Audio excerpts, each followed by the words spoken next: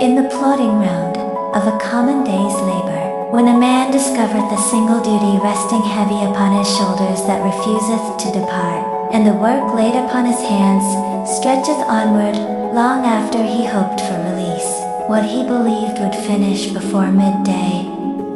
lingereth still beneath the fading sun. In this drawn-out weariness of the everyday toil, I call upon Thee, O Lord, Thou art near. When the yoke is not taken away with the first light, when the task demandeth more breath than was first granted, when renewed vigor must be sought after the morning's portion is spent, and when the selfsome labor must be pursued, though the sun hath traveled far across the sky. For Thou art not only the righteous judge, but the silent guardian of all, who must press onward longer than their flesh first allowed. Blessed art Thou, who lookest upon the full reach of every load, when help delayeth its coming, when energy slowly fatteth, when the turning of the hours becometh itself the sharper part of the proving. For Thou regardest not only the first lifting, but every step that followeth in succession. I have known the soreness of responsibilities that will not soon loose their hold, when a man must keep his hands to the work though his back groaneth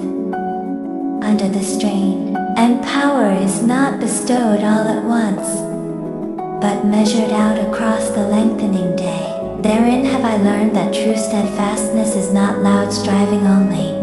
but the quiet abiding beneath what yet persisteth. For Thou dost not measure a man by what he shouldereth in one brief hour, but by the faithfulness wherewith he continueth, as the day groweth long and heavy, and Thy justice remaineth,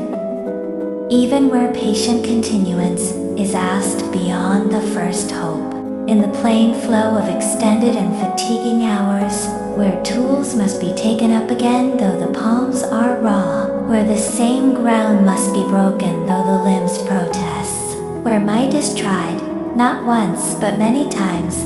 betwixt dawn and dusk, I walk beneath Thy hidden governance. Though the burden tarrieth,